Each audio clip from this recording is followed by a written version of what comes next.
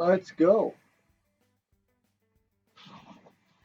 Okay, so let's start off with players I've acquired since the end of last season and who are on my team. I acquired him off waivers.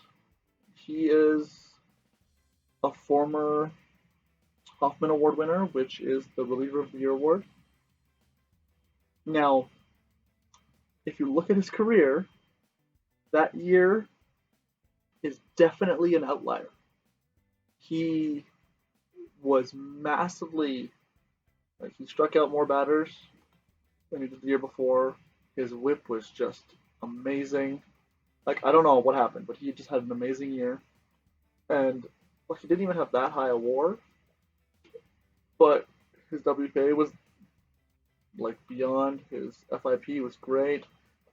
Like, it wasn't below two, but hey, I wasn't in the league. I was in Japan, so I did not see him winning the award, but he did, and it's great. And he hasn't been good since.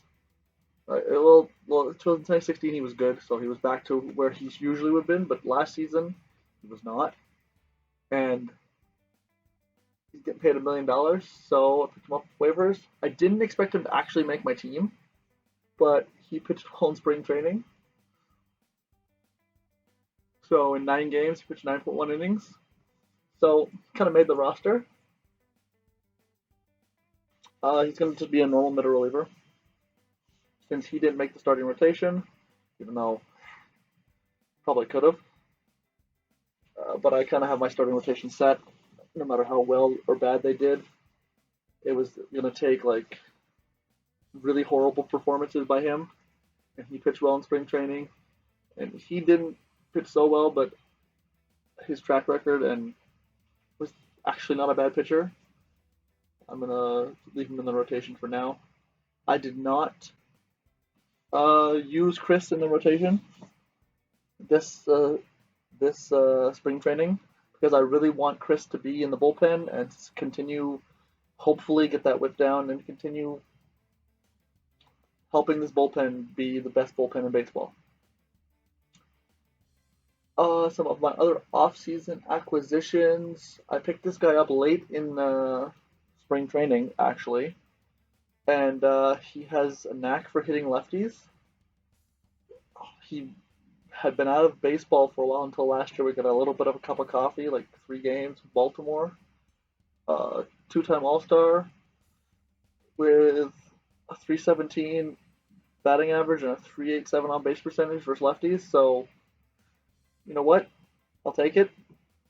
Like, he's getting paid the league minimum after today's game, so hey, he's basically a free player. And as you guys know, I'm not a big fan of Butler, so that was a good pickup for me. Murdoch Bartlett. I did talk about him earlier, about how I picked him up. Uh, I'm basically not paying him what, $4 million. So for defense, offense, what he's about to give me, based on his last couple seasons in Oakland, where he was a sub 340 on base percentage, and then a sub 250 on batting average. Last year, like a sub 800 OPS. I'm expecting that. Like, I'm not expecting him to be a star.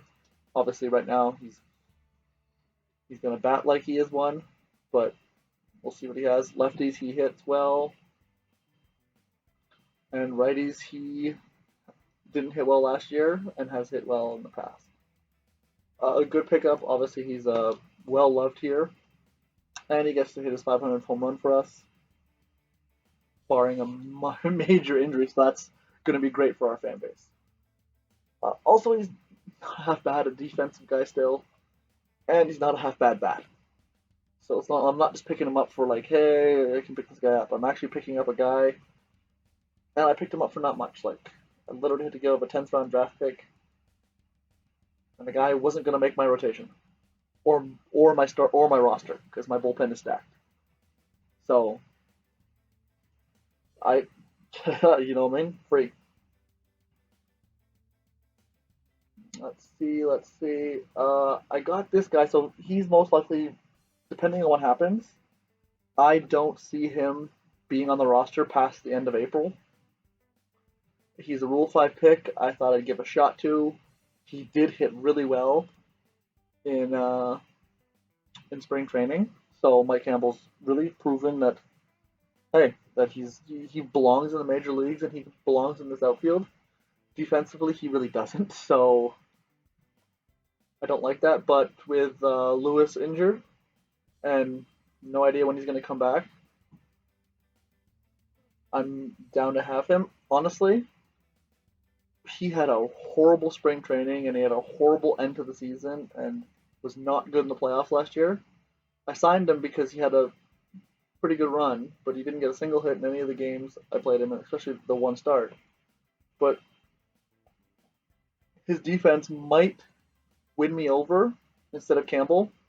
But if Campbell's hitting the ball, I could look to getting rid of Ron and keep Campbell instead because Campbell hits lefties. And yeah, he hits lefties and he hits for power. And I play in Colorado, so that'll play no matter where. Also new to the team is this guy who I got off waivers. I don't know why. He is. He'll be. We'll talk a little bit about where he is in the prospect status, but I didn't think he was going to make camp with me either. But injuries and to Alfred and Lewis have put him on the roster.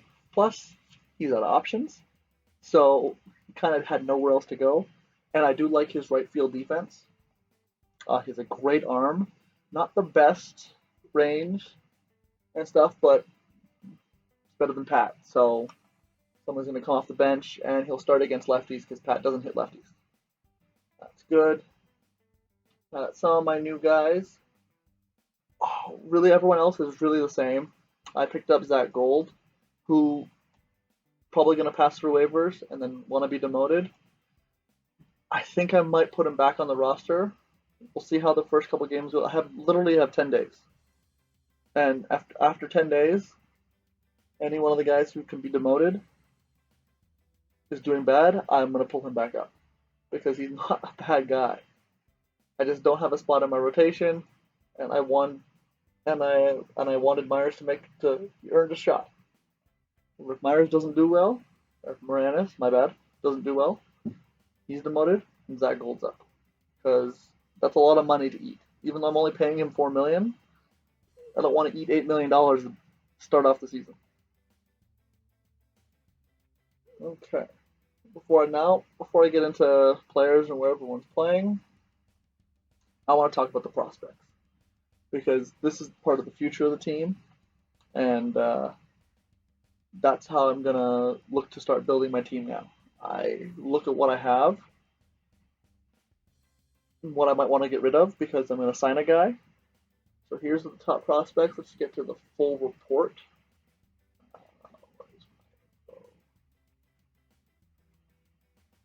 Okay, so these are my top prospects. Now I have four guys on the top 100. Adams, Ravi, Novdeep, and Danny. With Ravi actually being the number one prospect in baseball, which, thank the Lord. I'm hoping he can hit as well in single A as he did in rookie ball, but he's still a few years away from any impact. But part of the reason for getting Bartlett and for Burnett and for I don't know, Bartlett. See, I'm screwing myself up here. Ugh. Horrible way to start a video, right? Yeah. So that's part of the reason why, like, I have third baseman of the future, but I have him as well. Like, he could be my third baseman of the future.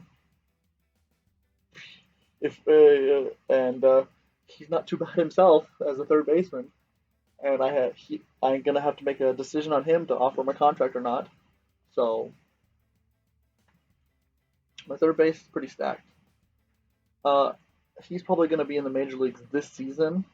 He didn't break camp with me, mostly because I want to see how Gibson does in a backup role.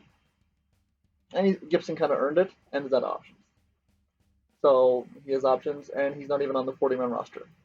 So I'm not even wasting an option with him. But he'll definitely be in the majors this year. I can't see him unless he gets hurt. And as I talked before, he broke camp with us, and I see him being the starting right fielder next year, unless something goes wrong or someone else steps up, or Pat gives me a reasonable offer. I might sign Pat again. We'll see what happens. That's my plan right now. As we all know in baseball, things change. Some prospects that I'm really excited for. He's made some improvements, but he didn't hit so well in Double A, and don't. I hopefully he can get past that. I'm really excited for him, but his first season, as you can tell, was really, really rough, and I had to go in manually stop him from playing sometimes because it just got like it was bad, and it didn't seem to work because he played all the time. I'm hoping this season he'll hit a lot better and won't lose any of his talent. He's another guy who might see time in the majors this year. I got him off waivers from the Yankees at the beginning of last season, but he not the best on defense, but he can make contact, hit gap, and won't swing and miss too much. So I have a few nice pieces ready to go on the hitting side, and some good prospects in the lower levels. We're a few years away from shining up, which is pretty good. The thing I'm not so happy about is I don't have any pitchers. So Steve Adams was on the team before I got him. He's been in the organization for 7 years. So, but he hasn't done anything.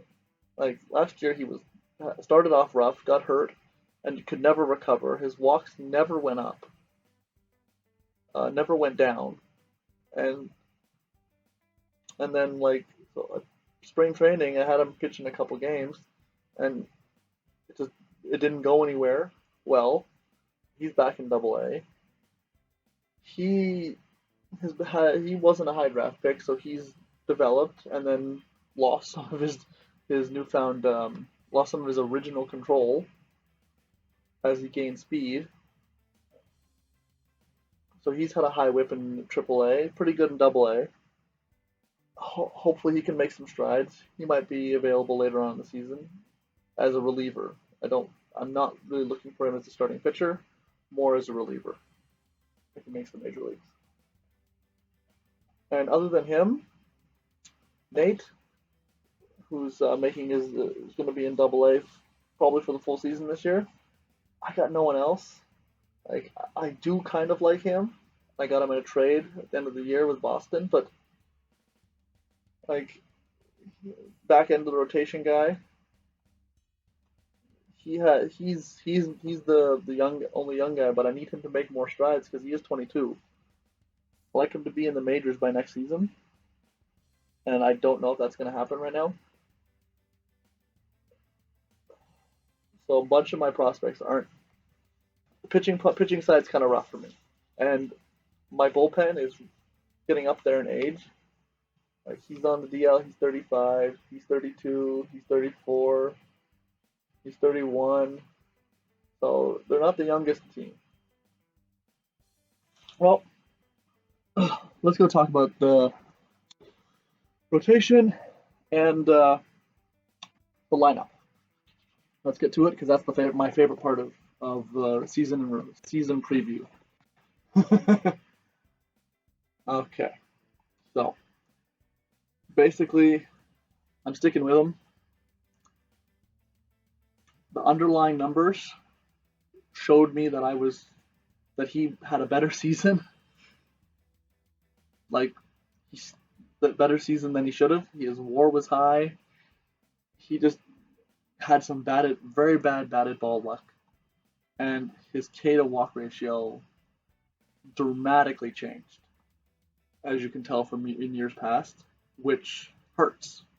But his FIP was only 350, and for Colorado, that's really good.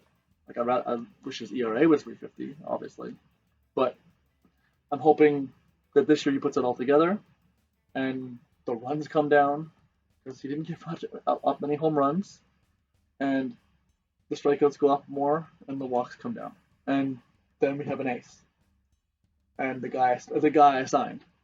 And if he steps up and pitches even like a remotely decent season, then I'm more guaranteed playoffs basically. After being my first playoff starter and having really decent, solid year last year, like I didn't expect him to come out of the gate and dominate like he did in Japan, but he was solid, and I love solid. In terms of improvement, home runs, hopefully they go down. Hopefully, he has a great season, but as long as they don't go any higher, I'm fine with that. He was about average, a little above average for his ERA plus. So and gave us a little bit of wins, and his FIP was below 100, which is exactly what I'm looking for. So from all my pitchers, now he was my midseason pickup. Former Rocky, apparently, I didn't know when I picked him up, but no, I'm. The end of the season was kind of rough, and I think he had that one rough playoff start too. But I'm looking for big things out of him. He led the league in home runs given up, so percentage wise, I'm really excited for that, and he led the league in starts.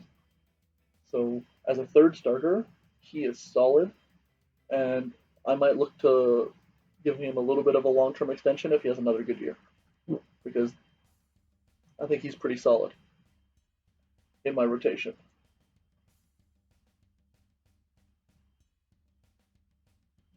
As I've talked before, I really like Mike, and his strikeouts last year were great. His walks, his whip.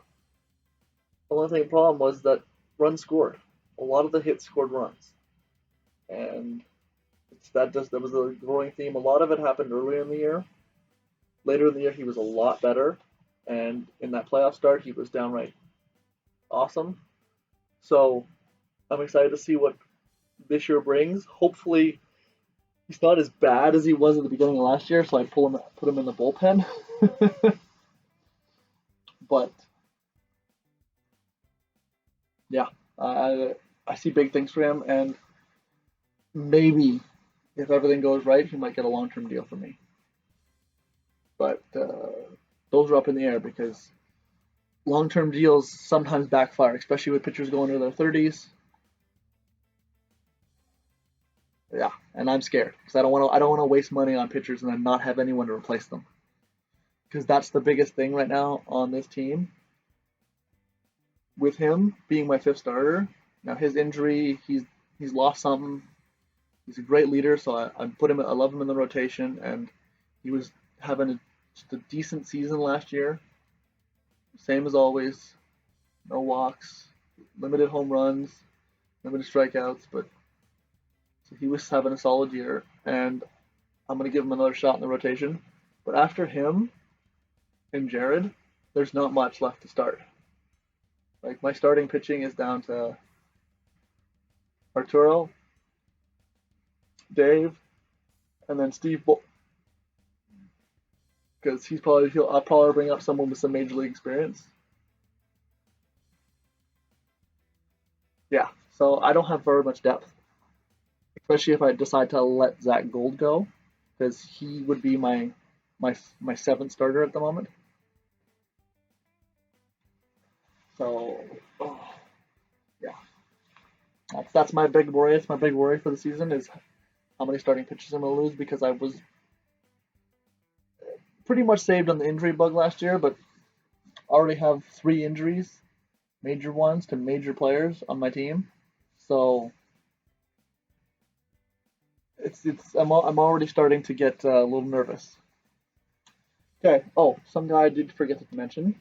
Zach Miller. How do I forget to mention the new closer I have for the team? Like that seemed like something I should have mentioned earlier, right? Well, I got him with the Blue Jays, and got him in a deal that sent out Andy. Andy was a great player for us. Great, had a couple rough playoff outings, but was great for me. But I get this guy who's going to be a free agent after the year on a decent contract for a closer, who's been a decent closer, 2 finals for Hoffman Awards. So take that as you will, especially that 2015 season with the actual Hoffman Award winner. And he's been pretty solid ever since. Like, even though last year was a down year for him, it's still a pretty good year. And I'm excited for him to be my full-time closer. So that moves Josh out of the closer's role into the full-time setup role. Now, yes, would I love him to be a closer, but at the same time, he had an up and down season.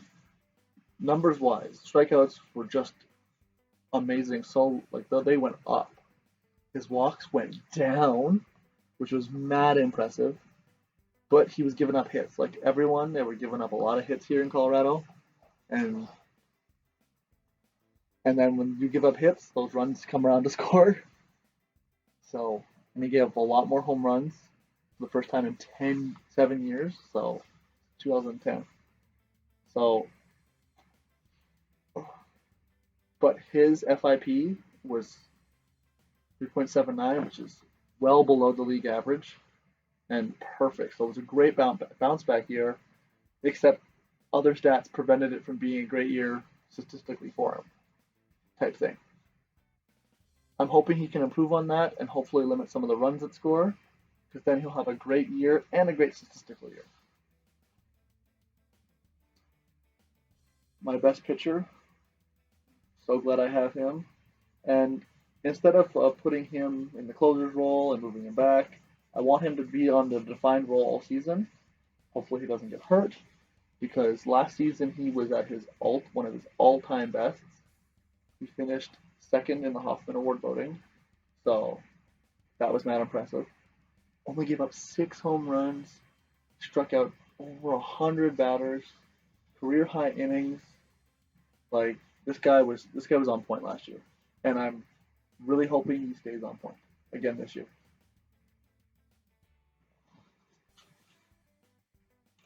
Spoken of Arturo, he's going to be my middle relief guy. I view him as coming in not in super situations where we're winning. Like he's the most rested. I mostly see him coming in when we're losing or when the game's or earlier, not in the super high leverage situations, unless everyone's tired. Like he can close, he can hold. Couple of high hold seasons, so like he's not like he can't do it. I just don't see him being that type of pitcher for me. Again, one of my best pitchers, one of my favorite pitchers, had an amazing season last year. Pitched a lot more innings than he's ever pitched in years, and used that to strike out everybody like he normally did. Great bounce back year for him. Yeah, it wasn't in it wasn't in the closer, and that kind of makes him upset. I get that, but he was my setup guy. If he can control this a little bit better, get it down to maybe even 30%, I'll be a bit happier, because I really like bringing in a lot of my relievers with runners on, especially when I'm playing out games. So I signed him to a nice 4-year deal because I really like him, and I think he'll be a great addition to the team. Plus, if I do lose a couple guys here and there, I have a guy who can provenly close on this team. There's my man Chris. Well, I didn't like these numbers or these walk numbers. The game sure liked his numbers. Also, I really hated this as well. 44.7% of runners scored. Overall in his career, 40.4% have scored. That is way too many, in my opinion. So,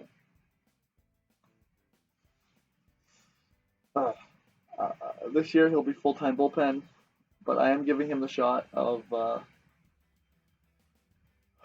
like just no matter what, he's not going to start. So he's a setup guy, if he's a high leverage guy, right now he's going to be backup setup guy because he earned it. Being in my rotation, probably what's in the future for Mr. Jared. But at this moment, I'm giving Esteban another chance.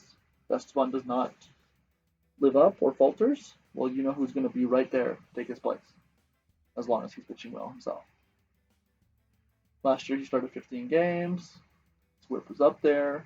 He wasn't striking out as many in the minors, but that's natural. But I would like this a little bit higher with the stuff he has. But it doesn't always work out that way. Okay, so that's my starting rotation. Pretty much in my bullpen. Pretty much that's the same as it was last year with a few minor tweaks and changes. Because all these guys are signed up. He is out for the year with a torn UCL, so he is not going to meet his vesting option, and he'll be a free agent next year. And I'm not going to sign him. But I was really glad to have him on my team.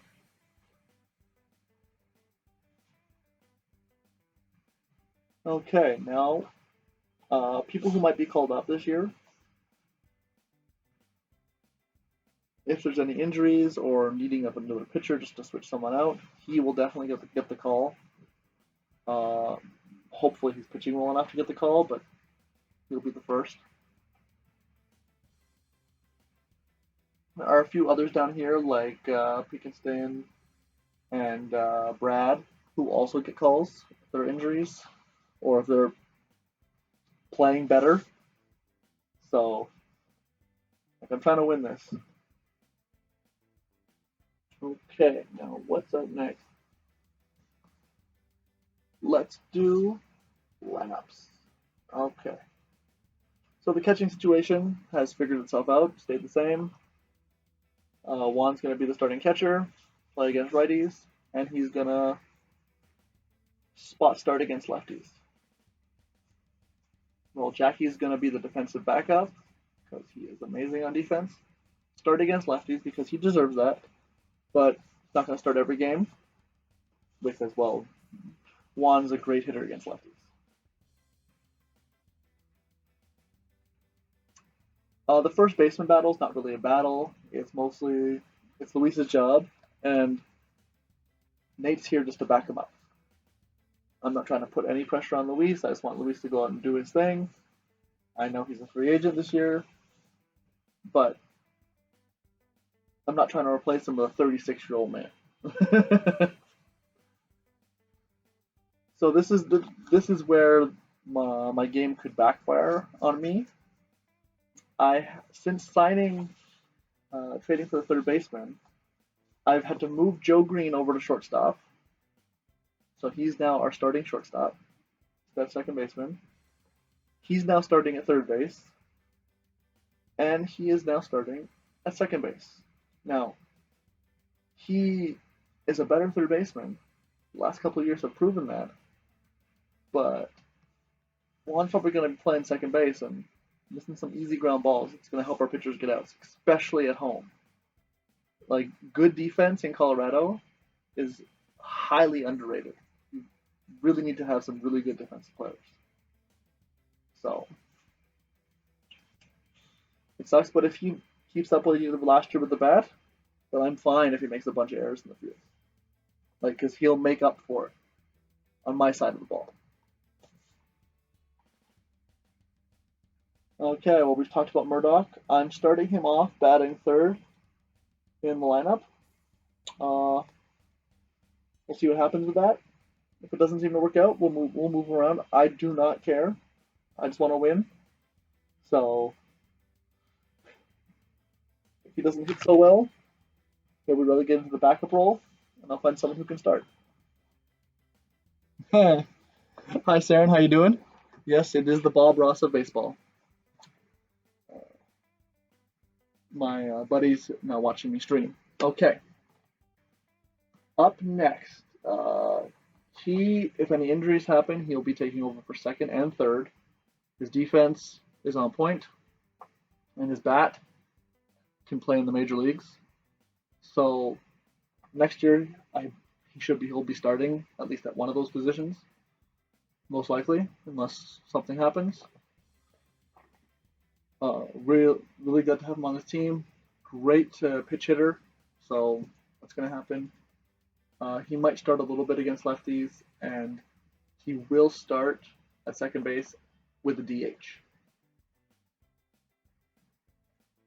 Okay, now, so he made the roster not only because, well, he only has he has an option year left, but because I think he earned it. Great spring training, but he's also been behind a bunch, and I really need a really good defensive shortstop right now to back up Green, and someone who can hit lefties, someone who can pitch hit. And I think he's deserved a shot at the major leagues. If he doesn't run with it, then nobody's going to come up and take that job. My rookie of the year, Mr. Joe Green. After his amazing campaign last year, downright amazing, especially for a 27-year-old. Moving him to a new position might hurt. I hope it doesn't hurt too much, his hitting, and I hope the sophomore slump does not happen as well, because I'm going to need great production, and I'd rather not have him lose his job, because that would suck. Yeah, so as I've said before, when I was explaining all the new guys, Mike Campbell is a doggone power hitter, and he's going to rake. So that's why he's here, and we'll see what happens when Luis is fully healthy, because I don't know if I'm going to keep him or not, because he's getting paid $600,000, so if I let him go, I have to pay that $600,000, or I can waive him and see if anyone claims him. I really did like him last year, and he was part of the reason that we turned our ship around and made the playoffs and won the division. But near to the end of the season, he didn't do much, and that he took on into the playoffs. So, and he hasn't done well this spring training. So, I'm up in the air with him right now. I've re-given him the opening day and starting center fielding job. As somebody who basically took it away from him last year, because he didn't really show that he deserved it. So I platooned him. Now there's no platoon. He is starting no matter what. And during the playoffs, he rewarded me with that. 6 hits, man. So I'm hoping the regular season he has another season, maybe just a little bit better or around the same, and then I'll be proven validated. I really hope I do not lose another full season of Pat. But I can't wait to see what he can do. Hopefully he can stay injury free all year, because in that small sample size he was really, really good.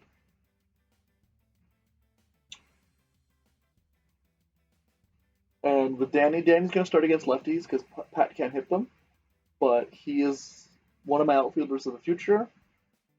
I'm hoping that means he's going to be a starting outfielder, but if he doesn't develop so well, he's the perfect backup fourth outfielder that you want, and I'm perfectly okay if he stays in that position. Granted, on if we find a right fielder. Okay, so basically that's the lineup. As you can see here, Campbell's going to hit lower because I really don't want to mess up what I have up here. But against lefties, I have Nate leading off, mostly because Nate has the gap and the contact power, which is good. And I'll leave him second because he has a great contact power. Like, I really want to get this started just to see how he's going to do. I'm just so pumped up for this season.